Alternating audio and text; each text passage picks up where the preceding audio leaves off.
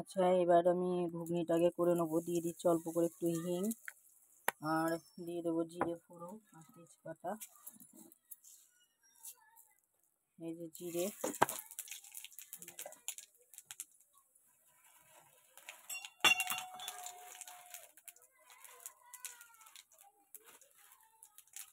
এই হচ্ছে তেজপাতা, এই হচ্ছে শুকনো লঙ্কা,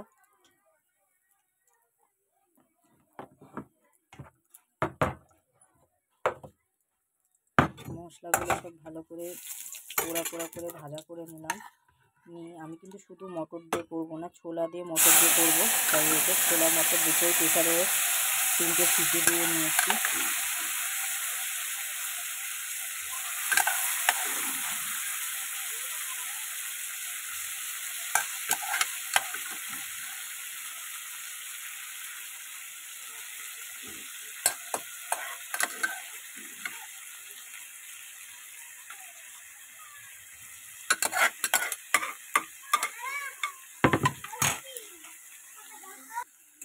তো এটাকে একটু ভালো করে আগে ভাজা করে নেবো মটরগুলোকে। তারপরে মশলা দেবো। এখানে আছে জিরে, আদা, শুকনো লঙ্কা আর একটু টমেটো পেস্ট করে নিয়েছি।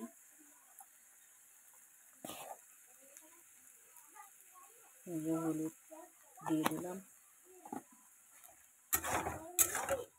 এটাকে ভালো করে একটু ভাজা করে নেব। এরকম এর সাথে আমি আলুগুলোও দিয়ে দিচ্ছি।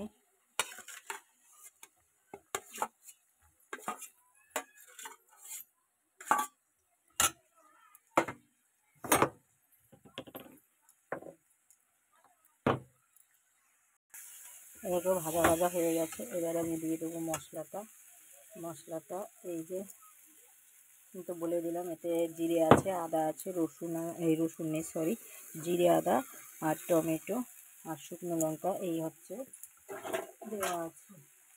এটাকে ভালো মতো কষাবো। দিয়ে দেবো অল্প করে একটু মিষ্টি।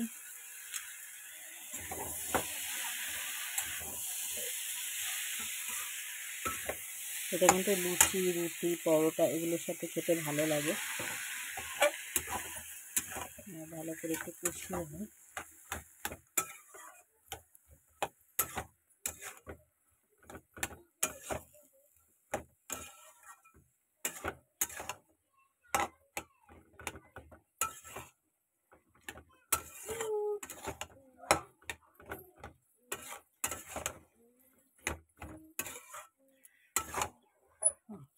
নামানোর সময় দেবো একটু ঘি আর একটু কাসুরি মেথি, এই দিয়ে নেবো। এখন কষানো হোক। দিয়ে দিচ্ছি জল পরিমাণ মতন। থকথকে মতন করবো, খুব পাতলা ঝোল করবো না। এই জন্য অল্প করেই জল দিলাম, কারণ এগুলোতে প্রেসারে সিটি দিয়ে নিয়েছিলাম। আর জল দেবো না। আর এই যে এভারেস্টের কাসুরি মেথি, এটা দেবো একটু নামানোর আগে। এই যে কসুরি মেথি, এটা একটু হাতের ডোলে দিয়ে দিচ্ছি। দেখো, এটা দিলে কি খেতে ভালো লাগবে। নিরামিষ কোনো না কোনোভাবে তো টেস্টটা একটু বাড়াতে হবে, যাতে খায় আর কি কর্তামশাই। সে তো নিরামিষ মোটেই খেতে পারে না, কিন্তু আজ 8-9 দিন হতে গেল সে নিরামিষ খাচ্ছে, কিছু বলছে না, ওই না খাওয়ার মতনই খাচ্ছে। বুঝতে পারছি যে খেতে পারছে না, কিন্তু তবু খাচ্ছে। যেহেতু মেয়ের ব্যাপার, ওই জন্য। অন্য কোনো ব্যাপার হলে হতো না। এটা একটু শুকাক। এই যে ঝোলের আমি থাকবে, দিয়ে দিচ্ছি এবার গরম মশলা।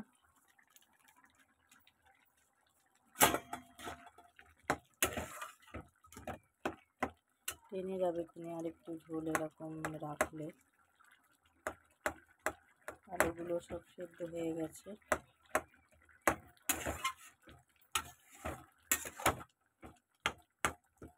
একটু ঘি দিয়ে দেবো।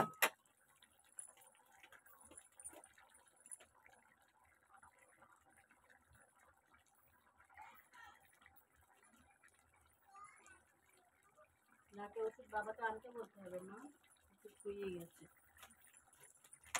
নিজে দিয়ে দিচ্ছি অল্প করে একটু ঘি, টেস্টটা বাড়ানোর জন্য। এটাকে নামিয়ে নেব। এই হচ্ছে ফাইনাল লুক। তো বেগুন ভাজা আর হচ্ছে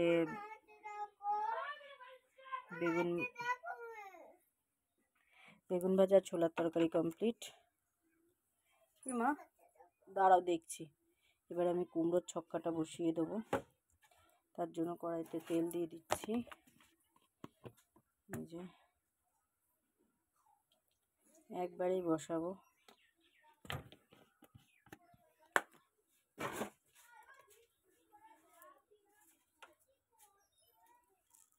এই যে দিয়ে দিলাম জিরে ফোড়ন, ভালো করে জিরেটা লাল লাল করে ভাজা হোক।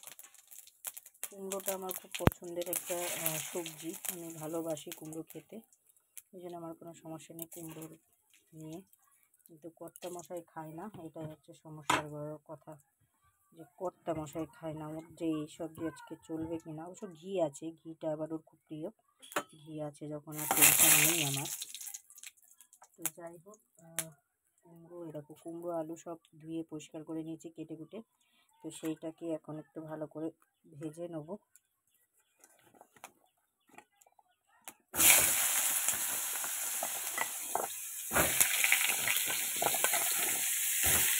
এটা দিয়ে রুটি, পরোটা, লুচি সব কিছুই ভালো লাগে। যেহেতু রাতে আমাদের তো রুটি করতে হয়, রুটি নয় পরোটা, রুটিটাই বেশি হয়, পরোটা লুচিটা মাঝে মাঝে হয়। তো সেই জন্য কোনো সমস্যা নেই, দুপুর একটা তরকারি নয়। দুপুরটা নিয়ে চিন্তা, দুপুরবেলায় কষ্ট মশাই খাবে কি খাবে না, কী বলবো না বলবো। দিয়ে দিচ্ছি হলুদ,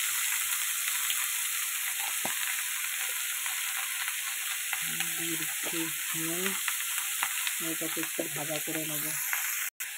দিয়ে দিচ্ছি একটু টমেটো স্লাইস করে কেটে রেখেছিলাম।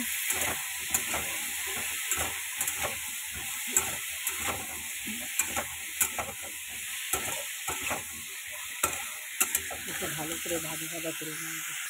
এরকম লঙ্কা আর জিরে আর টমেটো এটা বাটা অল্প একটু রেখে দিয়েছিলাম, ওই ছোলার তরকারিরই বাটাটা রেখে দিয়েছিলাম, সেটাই একটু দিয়ে দিলাম।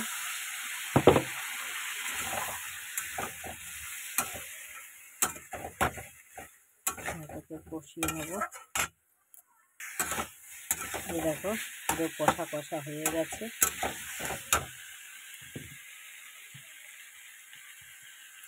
দিয়ে দিচ্ছি এবার জল,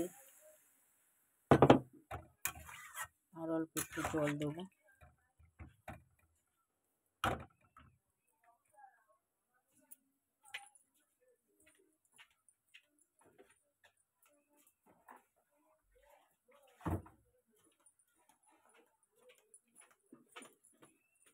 এটাও নামানোর সময় একটুখানি ঘি আর গরম মশলা দেবো, আর কিছু দেবো না। তো হয়ে গেল তরকারি, তো মোটামুটি কমপ্লিট। এবার শুধু উনুনে ভাতটা করলে আমার হয়ে যায়। তো এটা ফুটতে থাকুক। এই যে তরকারি আমার রেডি হয়ে গেছে। এবার আমি ঘি দিয়ে দেবো, অল্প করে ঘি আর একটুখানি গরম মশলা দিয়ে এটাকে নামিয়ে নিচ্ছি।